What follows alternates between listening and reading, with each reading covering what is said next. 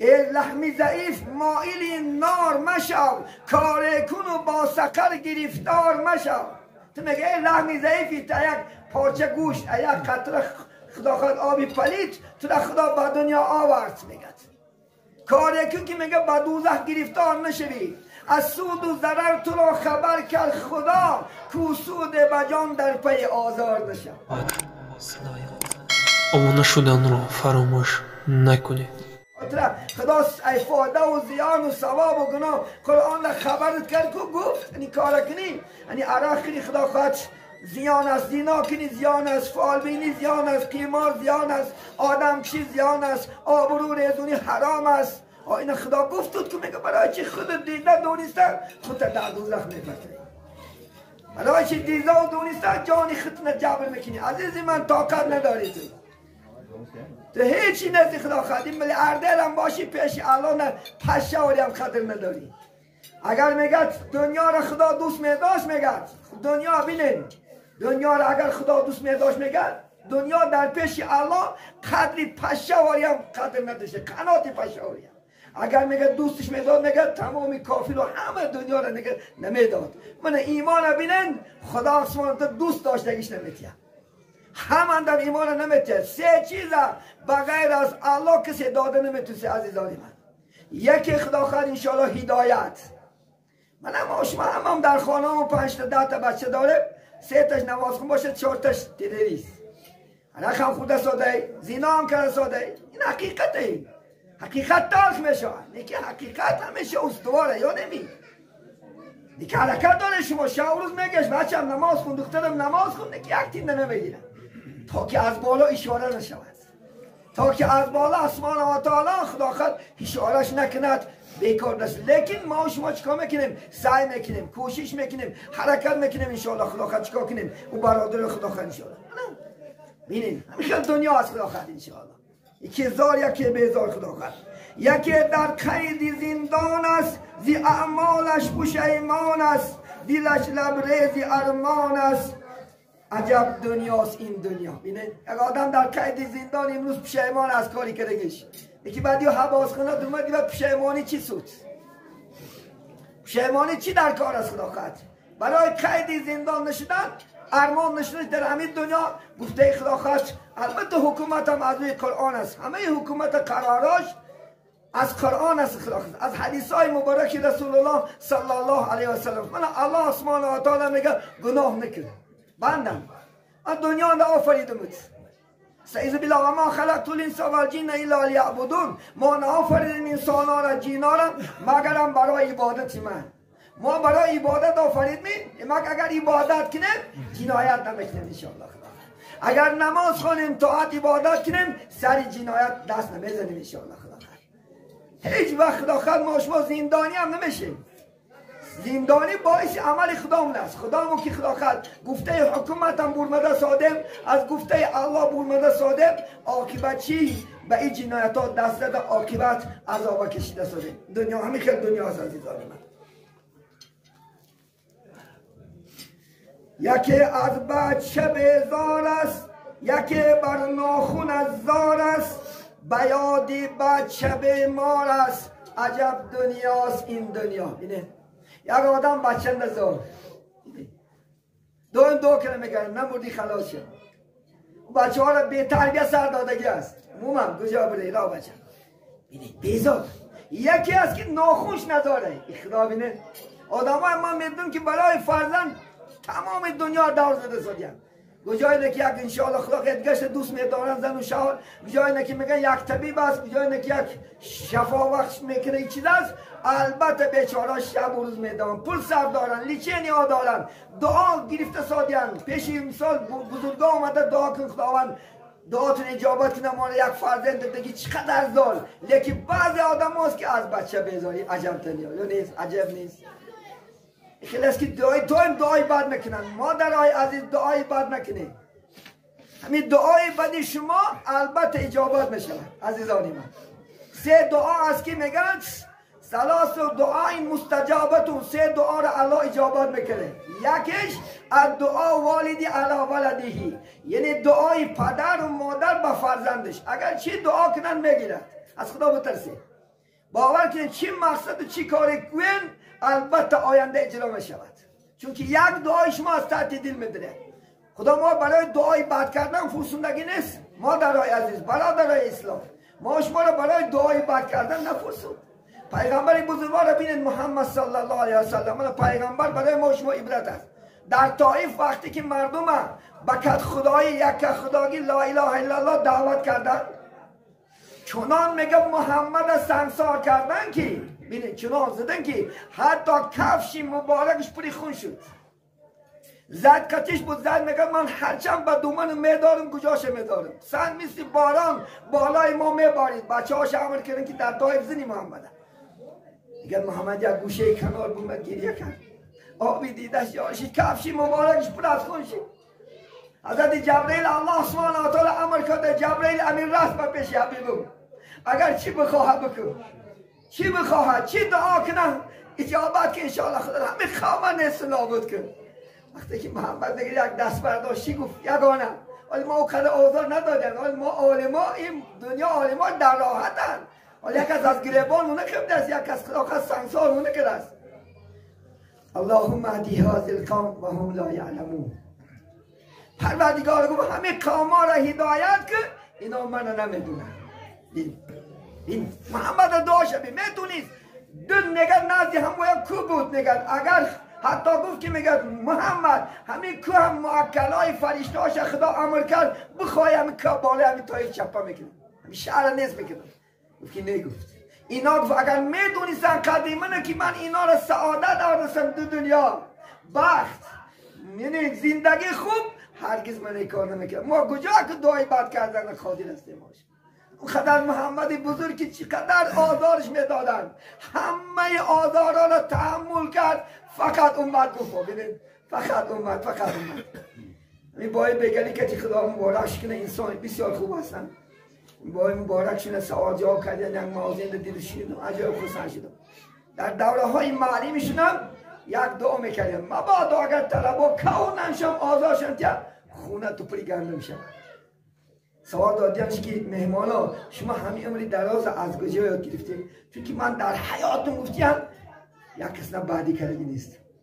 دعای بعد کردگی نیستم. حتی شاگردان در وقتی دانش گرفتن میکوندنم فقط یک سخن میکنن که خواند انشاءالله پری گردم شد. انا عزیزا بینه همه علم دوره را بینه ما شما کجا ما شما همچکل به علم هستن که در یک ساعت خدا خود 100 دعا میکنن نه کلش میمونن نه سرش میمونن نه جوانی مرشه فلان. یکی با یک سه یاد گرفتیم پدر لعنت بینه این مادر و بچه ها مادرها پدر و بچه ها زن ها چی ها گفتیم پدر لعنت میدانیم. پدر لعنت فقط در دنیا یک کس است و هم باشه شیطانی ملعون است. همین شیطانی ملعون مرجوم مردود لعنتی است. چون که خدا حق سبحانه و تعالی در قرآن عظیم و شان استعیذ بالله سوره قاف و علیک لعنتی الی یوم الدین گفتش فخرج منا فانک رجیم فان علیک لعنتی الی یوم الدین. گفت برو از درگاه من برو تو چی هستی؟ یعنی رانده شدگی هستی توی چی هستی؟ ملعون لعنتی من تا قیامت برت باد. بجوز شیطان میگه کسی را لعنت نکن. لعنت معناش مادرای عزیز برادرها از رحمت خدا ناامید شوفته بیدست. لیکن ما امید داریم انشاءالله خدا خواهد. ما از رحمت خدا ناامید نیستیم گرچه گناهگاریم گرچه عراق خوردیم زنا کردیم دزدی کردیم همه انواع گناه را کردیم. امروز رو به خدا بیار انشاءالله خدا خواهد. امروز توبه که الله میبخشد. الله دوستی ما و شما است. الله دشمنی ما و شما نیست. دشمنی اشدی ما و شما شیطانی ملعون است که ما و شما را در این دنیا با گناه به قدر میکنن به قیمت میکنن ما و شما. نه که الله آسمان و دوستی ما و شما است. هر روز امید میکنه که بندم که کابر میکنه بندم که انشاءالله خدا خواهد رو به من میاد باشد. امید تا دم مردم ما امید میکنه الله سبحانه. یه روز رسول الله میگه خیالاش پریشان بود. حضرت جبرئیل اومد میگه گفت محمد خدا میگه چرا خیالش پریشونه حالی امتم چی میشناسه؟ همین امتم نمیگفتن فقط غم خوردن. اینه تا میگه زنده بود حبیبی ودود در غم آسیانی امت بود. وقتی رفتن حبیبی آزاده امتی گفته جان داده. وقتی رستاخیز شود آغاز امتی امتی گفته خیزد باز. همه پیغمبرها و نفسی میگفتن از قبر. محمد چی میگفت است؟ و امتی. بین همین میگه چی است؟ میگه خدا پیش الله رفت، میگن جبرئیل گشته اومد گفت محمد اگر خدا گفت امتات پیش از مردنش 1 سال پیش اگر توبه کنند من گناهشم میگذرم. خاطر محمد گفت، اینه خاطر محمد که گفت جبرئیل جان گفت این 1 سال دراز است، من راضی نیستم. گشته برفت میگن با اومد گفت خدا گفت که میگه 1 ماه پیش مردنش اگر امتاش راضی شوند. 1 ماه گفت آخر هفته شد، روز شد، ساعت شد گفت من راضی نیستم محمد سزم غمی ما و شما. گفت خدا هم گفت که گفت اگر جانش در حلقش بیاید زبانش به کلمه نگردد به دلش توبه کنند میبخشم. التایب من الذنب کما لا ذنب له. توبه کننده از گناه گویا که گناه نداره. شما عزیزان من صدای من میشنوید، دلگیر نشو، ناامید نشو. امروز وقت است، حاضر گرد نمازی پیشین درا نماز بخون، توبه که انشاءالله خدا میبخشد، خدا مهربان است. دیگه اون ساعت نگه نکن که من خدا خد 50 میدرام و انشاءالله بعد توبه میکنم 60 میدرام و توبه میکنم. او امید تکن چون که خدا میداند کسی که میرسد به او رسد. سوره لقمان در الله سبحانه و تعالی میگه 5 تا چیزی که بجز خدا کسی نمیدونه. فی ای ارض تموت، در کدام زمین مردن ما نمیدانیم، کدام حالت مردن نمیدانیم، کدام ساعت میآید و یا الله میدوند. یکی بعد ما حرکت کنیم. شاعر عرب میگه یا من به دنیا اشتغل قد غره طول العمل اولم یزل فی غفلتین حتی دنا منه الاجل. ای با دنیا مشغول شدگی، این آرزوهای دراز را فریب کرد. بچه من زنتیم، دختر من شوتیم، ماشین خرم، خانه خرم، این آرزوهای دراز میگه تو را فریب کرد. اولم یزل فی غفلتین، همیشه تو در غفلت بدی. میگه الموت یاتی بخت، ناگاه میگه اجل بیاید. ببین و اجل نمیپرسید از ما، محمد پرسید لیکن ما را نمیپرسد. وقتی که محمد دم مردنش بود جبرئیل اومده دروازش زد، میگه تق تق کرد. محمد علیه السلام تفچی برم بود، بخدش آواره بود. حضرت فاطمه گفت من انتون کی هستی؟ تو گفت من یک راه گذرم. گفت آمدم برای زیارتی محمد گفت کی هست وای؟ گفت یک کس میپرسد که درام اجازه شده. گفت وقتی که میگه از دروازه دور مد با مجرد دیدن عزرائیل محمد علیه السلام بدنش لرزه گرفت. گفتن نمیشناسی کیه؟ گفت نمیشناسم. این گفت عزرائیل جانگیره. مثلا که برای زیارتی من اومده یا برای جانی من گرفتن. اگر گفت اجازتین اولا زیارت میکنم، اگر اجازت جانتون میگه الا نتیه گشته میرم. بیده از مال نمیپرسد، از ما شما نمیپرسد که که جان تگیرم. حتی محمد پرسید انشاءالله خدا خواهد. محمد راضی شد جان با حق تسلیم کرد. عزیزان من دیگه ناخواست میگه مرده میآید. اصبر علی احوالی لا موت الا بالاجل. ای صبر که میگه با کارهای مشقت‌های دنیا نیست مردن مگرم به اجل است. ما به اجل میمیریم، اجل میآید. باید که از مردم نبینیم عزیزان من، از الله بینیم. هر چی که به سر انسان میآید، هر چی که خوبی نیکی بدی ها باید از الله دیده، دیگر آزار نتیم، شکایت نکنیم. انشاءالله ماشین زد می شکل که رفتنگی تقدیر الله در تقدیرات نیستگی است. خدا خواهد انشاءالله دو ماشین میزنه بیمار میشه، فرزندت وفات یک از میزند وفات میکنی. اگر حقیقی ارگینال مسلمان باشی شکایت نمیکنی، چون که بالقدر خیری و شری من الله تعالی. هر تقدیر نیکی از بعدی از خداست. از خدا که دیدی هیچ کس نمیبینی، هیچ کس شکایت هم نمیکنی، صبر میکنی تا ان الله مع الصابرین. چون که در تقدیرات همون چیز است. وقتی که حضرت عزرائیل گفتن خاک بیاد، میگم خاک از روی دنیا جمع کرده آورد. خدا آدم آفرید گفت که اکن عزرائیل گفت اگر جانی بنده ها تو میگیری. گفت خدا من جانش نمیگیرم، فقط دعوا میکنه که جانی من عزرائیل گرفت. خدا گفت من تدبیر میکنم، یکی نعاو، یکی علاو، یکی ماشین، یکی بیماری اصلا نمیبینم. از ماشین میگم که همونجا نمیرفت نمیمود، یا هم شهری روز نمیرفت اگر داند مردن شد اینجا نمیرفت. حضرت سلیمان علیه السلام پیغمبر است، خدا خواهد شتگی بود. یک جوان که دید صحبت داشت که حضرت عزرائیل اومد. حضرت عزرائیل اومد و حیران دیدش. او جوان هم حضرت عزرائیل دید یک لرزید، اینم دید حیران شد و حضرت عزرائیل گشته برفت. حالا این جوان گفت که یک دعا کم شمالم. من گفت خیتایی نرسونم. یک دعاش کرد خطای نرسید یک پس بعد حضرت گشته اومد گفت برادر همون جوان گفت دیدی گفت لرزید چی گپه گفت من خدا فرمان کرد که این جانش در خطایی لیکن من در پیش شما دیده حیران شد این خطای چند قدر مسافه است از این دولت عرب من حیران شدم بعدی که مجردی گفت شما برفتین گفت که یک دعاش کردم من گفت همون خطای برفت من جانش گرفتم خود دیده میره انشاءالله خدا لیکن نمیدونی برای همین ما و شما وقت دم غنیمت رو استشکا کنیم انشاءالله خدا خواهد طاعت عبادت کنیم وقت هم شده عزیزان هم سفر کردن گفت فکرم انشاءالله صحبت کنیم صحبت بسیار است انشاءالله خدا خواهد به روزای خوب روزای نیک انشاءالله خدا خواهد هم صحبت بشیم یگانه مقصد اساسی میگفته که ما بیایم انشاءالله خدا خواهد طاعت کنیم بیایم عبادت کنیم من شما بسیار خرسند هستم که اکثر جوانای ما شما ترک عرق کردن الحمدلله روزای آخر جوانای ما شما به نهایت در دینم در دنیا هم الحمدلله پیشرفت کردن با شکری به خدا باور میکنید زمانهایی بود که ملکای ما شما به عرق نمیگذشت زمانهایی بود که به جنگ نمیگذشت زمانهایی بود که به غربت نمیگذشت الحمدلله امروز همه خرسند همه انشاءالله شادی هر روز ما را تکلیف دارم حضرت بیا یک صحبت کنیم یک فضیلت ایچ برای ما گو امروز اکر در کردیم ما گشت دادیم اخمق شدن ما گشت دادیم بیکار پلا را چیزا نصرف کرده بینیم البته این چی است این هم حکمت الهی است الله سبحانه و تعالی البته قوم و جمعای ما را از اینم با خوبتر گردون از اینم خدا خواهد مرکه ها ما اینم تویام خدا خواهد همه ما شما در روزای خرسندی خدا مناسب بینم روزای شادی خدا خواهد دیدار یک دیگر دیدن میگن که هر روز انشاءالله آرزو میکنه همه که خانواده‌اش آباد باشه خانواده‌اش توی باشه خانواده‌اش زیبا باشه لیکن همش وابسته به حیاتی ما و شما وابسته به دستی ما و شما عزیزان اگر ما و شما انصاف کنیم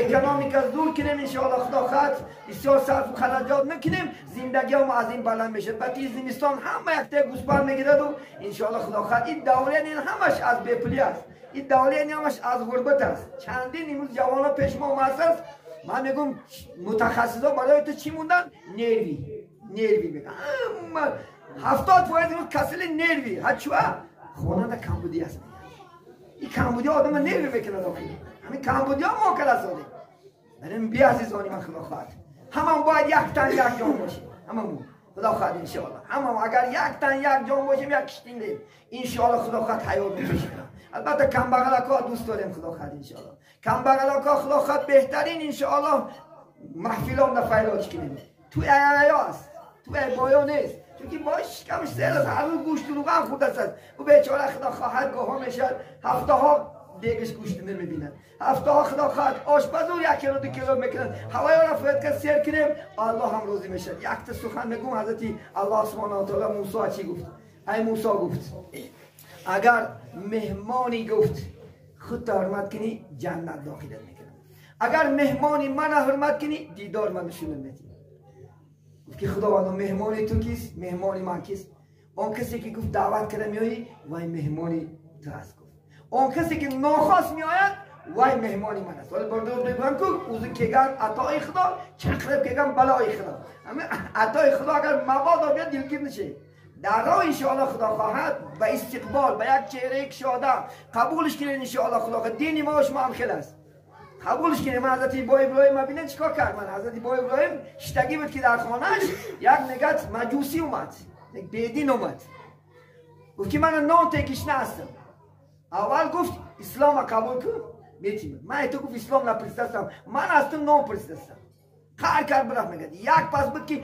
وحی الهی اومد گفت ابراهیم گفت و از تو چی پرسید من 70 ساله روز شمیتیم تو چیکار کردی میگه دویده رفته از چند کیلومتر رفته داشت که بیس گفت فرا ای ماشین ای شطر فرا ولی حیران گفت چی گپ است فرا گفت من تو مهمون میکنم و من از نزد خانه رفتم من از خانه بدرگه کردی گفت من خدا گفت تاکید کرد که برای چی باید چی کردی از تو نام پرسید برای چی من 70 سال روز دادم تو ناامیدش کردی از همونجا گشتم از جانم فدای همون خدا باد نگد لا اله الا الله ابراهیم خلوت میگه ایمان آورد اینه نش خدا داره این خدای ما شما اگر گفت شکر ان شاء الله گفتی شاعر گفته خدا کنی شاد شوی گفته شیطان کنی خار شوی اگر گفته خدا کنیم ان شاء الله سعادت دو دنیا در پیش است زنده صحبت با پایان میرسونیم و یک خداوند تلاوت میکنیم در حق خداوند پدرشو که مثلا امروز بینید دوره ها که یک پدرشو زنده باشه بیچاره چقدر عذاب چقدر زحمت ها که خداوند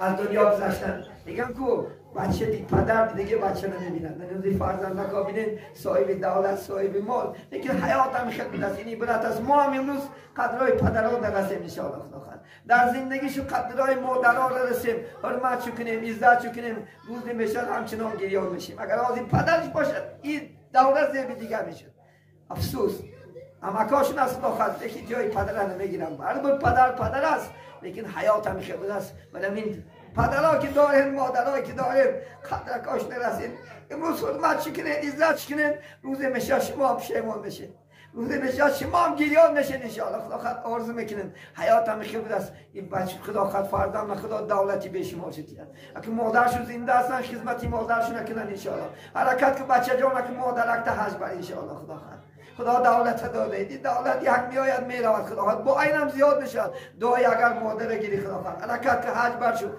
حرکت که حرمت شد که عزت شد که دعاش نگیر انشاءالله سعادتی دو دنیا در پیشش آخر دعوانا ان الحمدلله رب العالمین.